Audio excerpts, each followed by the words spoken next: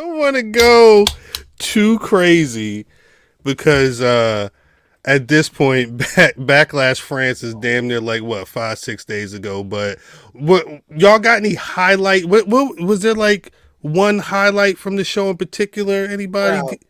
The The crowd. crowd. Yes, the crowd was amazing. Crowd at match time. Amazing. It Amazing. the pay-per-view definitely went by. It didn't feel like there was any dead time at all. Oh, Even in no. between matches, like because they had them little vignettes or whatever, but when it was time to wrestle, we got in there and we got out of there.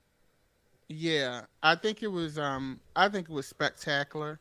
I think as an American fan, it made me appreciate to us because we have such easy access. We can go to a SmackDown, we can go to a Raw, we can go to a live show. These people support this product and watch it on a regular basis, and they don't get to see it on a regular basis in person. So, Right. but also too, I think that speaks to a cultural thing. Americans are just like when you look at foreign countries in general, and I'm talking about rugby, soccer, those sports, they are just very Channy. intense when it comes to their sporting events. We are just lazy. We are. We are the medium between we're the middle ground between the soccer niggas and Japan crowds. Yeah, that's a great assertion. I think that at the end of the day, you got to give American audiences damn near a Marvel film for us to At this crazy. point, like they were giving people title changes on random episodes of Monday Night Raw, like almost 30 years ago. Like, at a certain point, American crowd, there's a reason why when the show's going on and there's like a main event, the American crowd looking for the ramp because they assuming that somebody's coming from the ramp or coming from somewhere else because that's just what you're conditioned to do. And as an overall fan experience, I personally think, and I know people going, take shots at me, but I personally think that the overall, I'm not talking about the matches per se, but the overall experience watching this pay-per-view, it felt bigger than WrestleMania, and that's just me. And I'm gonna piggyback when you initially said it. I'm like, every event that they have feels like it's like a WrestleMania type. It's every joint that's like in European when you look at soccer and shit like that or football, it's a big ass event, and these niggas is barely getting up over here for when it is WrestleMania. They getting up for everything, which is fucking insane. They starved. They starved. They had no. They don't get. Is that this was WrestleMania for them niggas. But we're talking about. I think they do this for everything. They do, but I think there's a if they got a Monday Night Raw every other month, right? I think we'd get a raucous crowd that would sing songs. I don't know if it would feel like this crowd. This crowd felt just a lot. They felt like they was campaigning to get WrestleMania over there at some point. And they were consistent both nights. They were consistent for SmackDown and they were consistent for Backlash. I think Backlash is becoming I think if I'm WWE, every year Backlash is in a foreign country now because Puerto Rico killed it last year. Oh, that's we had right. France kill it this year. France kill it this year. I'm thinking every year, and also too, I think it's good. Make American audiences please run them legs up. Wait for their pay-per-views because you got King of the Ring going to Saudi, you got Bash at Berlin, you got so yeah, we ain't getting every Clash at the Castle. Yeah. Money in the Bank is in Toronto, that's in Canada. So we don't really get another American pay-per-view until SummerSlam. If we think about it. Yeah, Puerto Rico is in American territory, but it's another place. But it's another place. Set his legal aid ass up. But it's. I mean, the press release said this is the first time they've had a show like this in X amount of years. And they went up. Go look at that Bad Bunny intro. What was Puerto Rico? How long was in Africa? What's wrong with Africa, Twan? We call it Blacklash. my god. They gonna get them Ugandan cats. No Get them bet. Ugandan cats to do it. American pay-per-views are Payback and Fastlane, but those don't have to happen every year. Hey man, bring back Great Balls of Fire. Nah,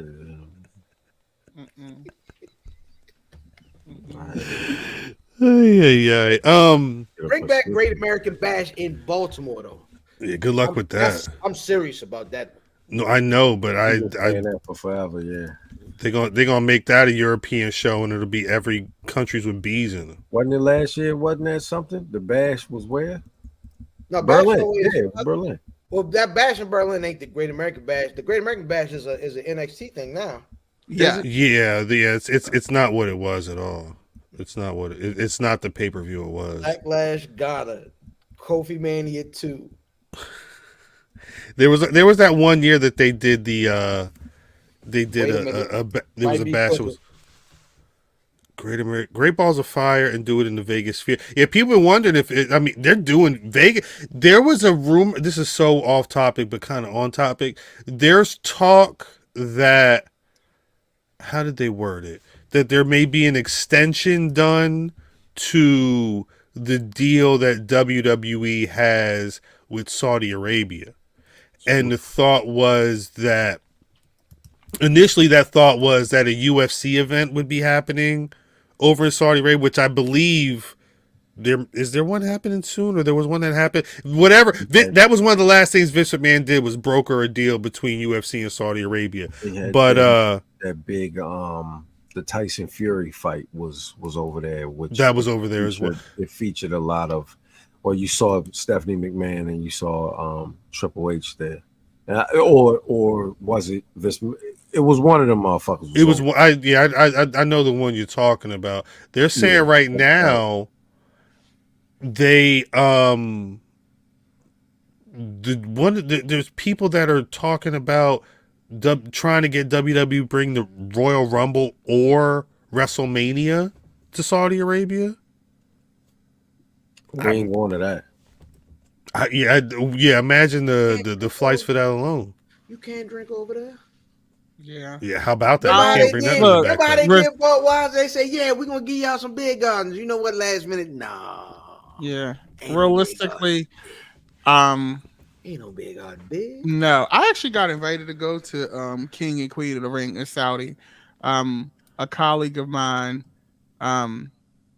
works in the Saudi government. I ain't gonna put him out there, but I got invited to go to that. But he told me, he was like, "You're gonna have to cut your nails. You're gonna have to take some of your piercings. You can't wear polish." I'm like, if I gotta do all that to watch niggas wrestle, then fuck it. You can't bring half yourself over there. Yeah, like right. That's what streaming is for. You gotta tell them niggas your name is Daryl. Right. Nah. My name Joe. But I don't know. I mean, because hell, I got to defend this title at the end of the month. There may be a situation where whatever this announcement will be happening within the month. I don't know if I can do WrestleMania in Saudi Arabia. Oh no, I'm not going to Saudi Arabia for absolutely not. We're not going. We'll be watching on TV. Watch Party of Fams. That's facts. Are we allowed to go? A whole week in Saudi Arabia for WrestleMania is wild. It's hot out there. Never. Oh, that's what do you do? I don't know what. It's got to be crazy. You imagine Wale Mania in a dry country? Wale Mania in Saudi Arabia. It ain't gonna be no Mania. It's just gonna be Wale. It'll be a Wale concert, is what'll happen. The Wale, y'all doing a combined prediction with Double or Nothing? You saying that you want? That's that same weekend, huh? Yeah, it's the 26th. If we doing that, Cal, you might as well keep that belt, because I ain't gonna. I don't think none of No, we have never done predictions. We've never seriously done predictions for AEW, and B, the disputed BRP Predictions Championship has never been on the line with an AEW show. Oh, okay. Ever historically, 5 years. Yet. Yeah, are we there? Wait, no. Before we get anywhere, I did want to shout out this. Everybody knew. I think everybody and their mama knew that Bianca and Jade Cargill were winning those titles, but it was still. You said what? No, I'm talking about the chat. Don't worry. Oh Jesus, yeah. Let me take the photo off the screen for a second. But well, I was kind of hoping that they were going to show up on Raw, because now that they're the women's tag team champions, they technically can be on any show. But I guess right now SmackDown's kind of built more for women's tag wrestling. They just got a couple of teams from that draft. Somebody said the ref on the Classic in the women's match. I don't know. I'm curious. Grizz, can you expound on that a little more, please? Jade Cargill. I agree with that. Jade Cargill got some work to do. Jade Cargill. Yeah, no, it's a reach. It's a reach. You are correct, brother Chris Brown. Jade Cargill entered the WWE I hope not. ring in February, January. I mean, she's only been doing this. I don't know how many matches she got on the W. I could look it up on Cage Match, but it's got to be a handful that we've seen on TV. 3, 4, I think they were saying on commentary. Yeah, she needs some work. Okay. Well, I want to shout out a person. Y'all know that's my sis. And she has definitely raised her stock again and proved why she probably going to have a belt in the next year solo again. Bianca Belair.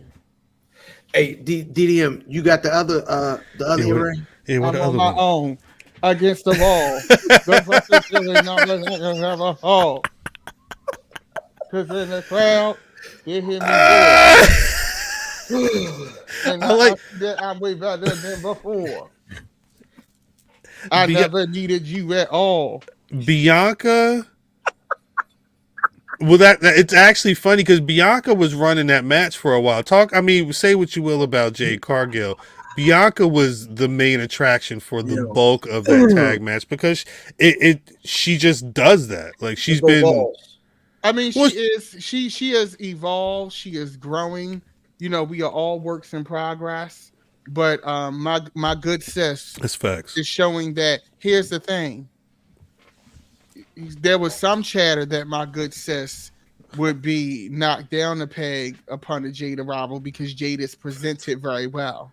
Right. But at the end of the day, when you a star no matter who you standing next to. Right. You a star in any arena. 100%. And Miss Belair has proven that A, she can carry a tag team in the ring. Word. B, she can try to make somebody look as good as possible. Word. And C, she can work well with others even when she don't have a belt. Facts. Is she the best example of the concept of the NILs working out? Bianca? Yeah. I think so. Because she wasn't an NIL, but the way that Mark Henry found her was her at track meets and or lift meets or whatever, and brought her in. She ain't know nothing about wrestling, and they brought her in because is she like the best example of that so far of what the NILs can be? Yeah, I absolutely think so. Yeah.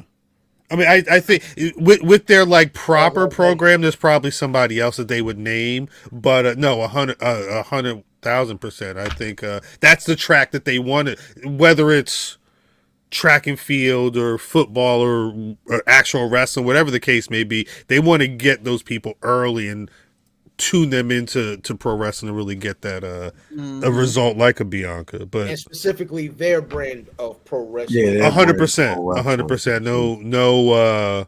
No tainting from the indies or any other promotion. Strictly the Shawn Michaels school. Mm-hmm.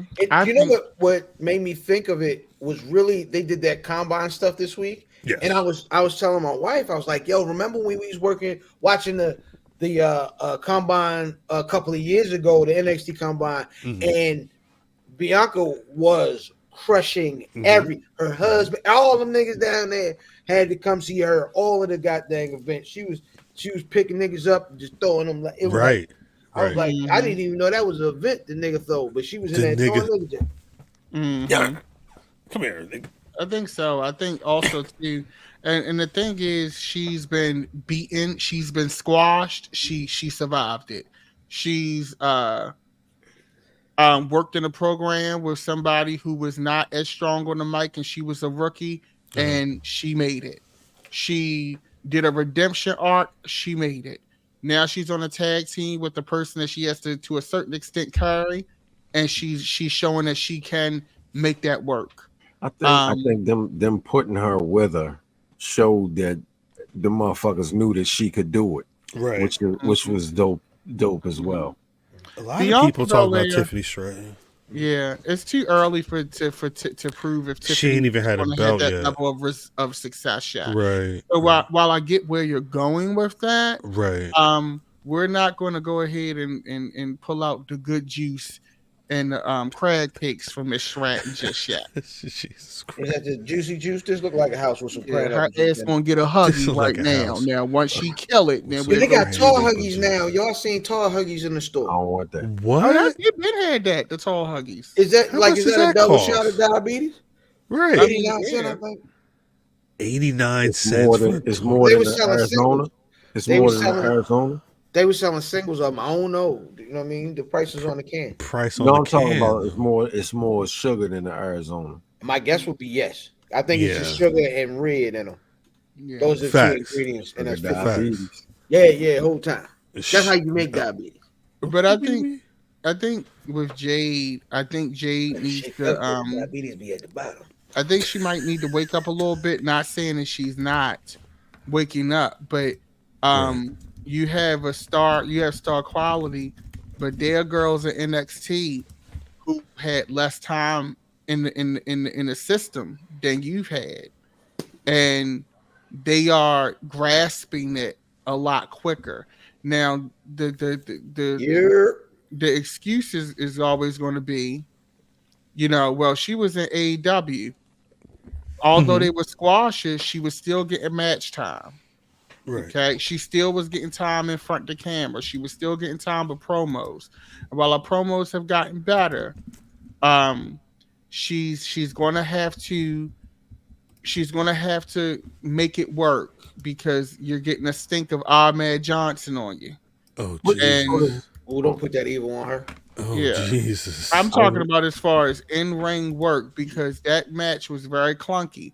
And the other three ladies in that match, the other three ladies in that match really carried it. I injured Asuka, and shout out to Asuka. I know this is BRP, but that woman has no ego because she has been placed in several different places. Like, I think, my personal opinion, I think where Asuka at is beneath her, but she's still doing her job with integrity and pride.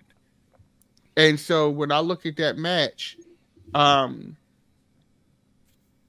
Jay jump. Here's where the internet's gonna crucify me, but I don't give a fuck. I got a job, I got money, and I'm fine. I'm good. So Loan me fuck. $3, DDM. Loan me Okay. $3. Right? I will cash that to you right now. My nigga, But I here's the appreciate you. thing.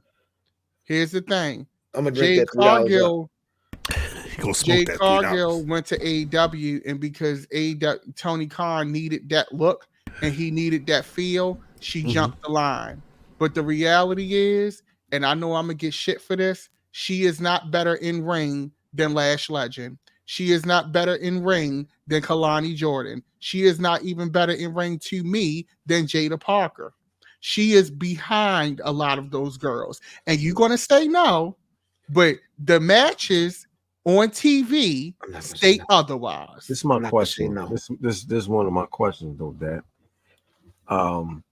What like Cuz was saying, they came into this system with as a clean slate. Nothing.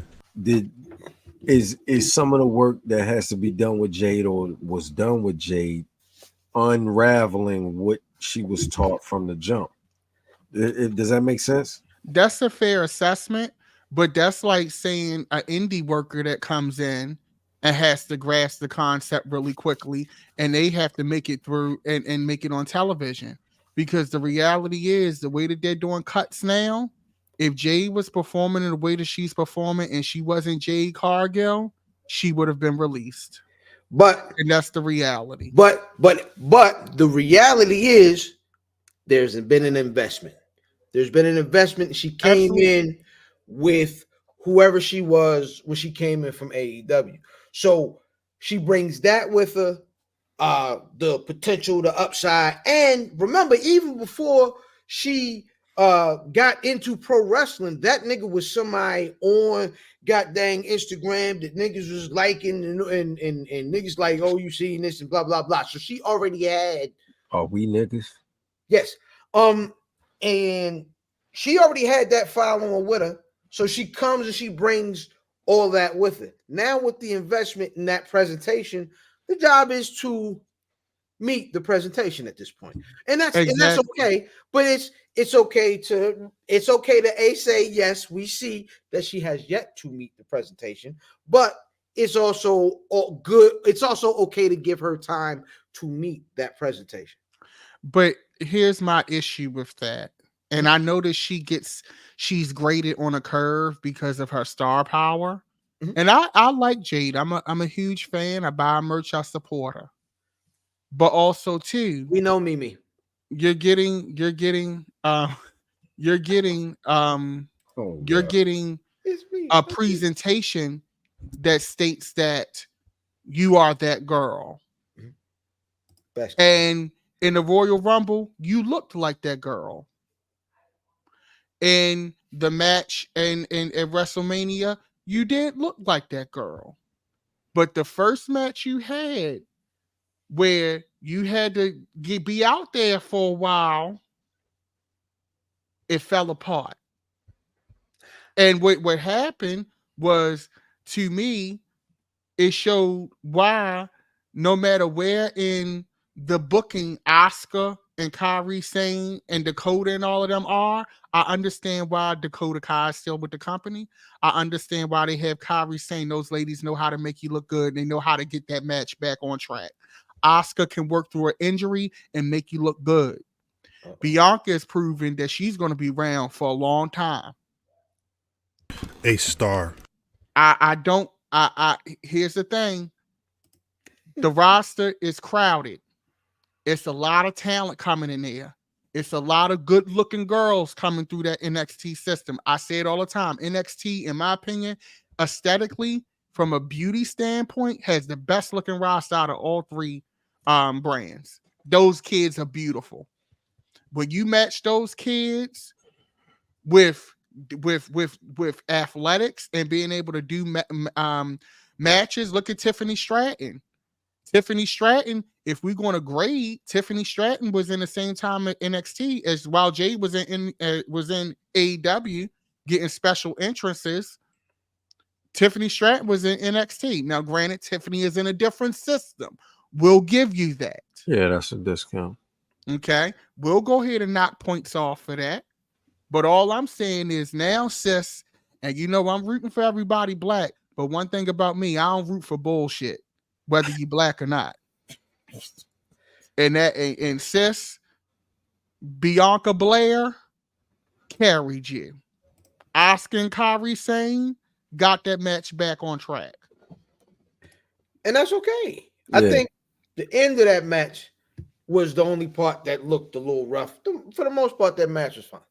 I forgot what happened. That was a match where there was a moment where Kairi hit a move on Jade and tried to pin her, but the ref reminded Kairi that she wasn't the legal woman, and there was like an awkward. I guess not only did the crowd pick it up, but then there was like it kind of killed the match for a second. But it got weird. What can you do?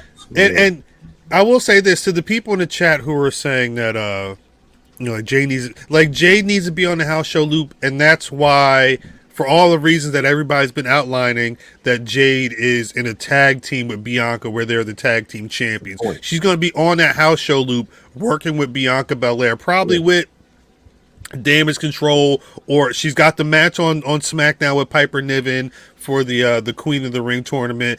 Chelsea Green and Piper Niven, they'll probably work with them or with other team at the house shows. Like, they're going to be working on her throughout this year to try and get her to a WrestleMania status at a certain point. But not to hog the conversation, Cal, because you know I can go in when I'm passionate about something, right? But here's where I'm looking out for Jade.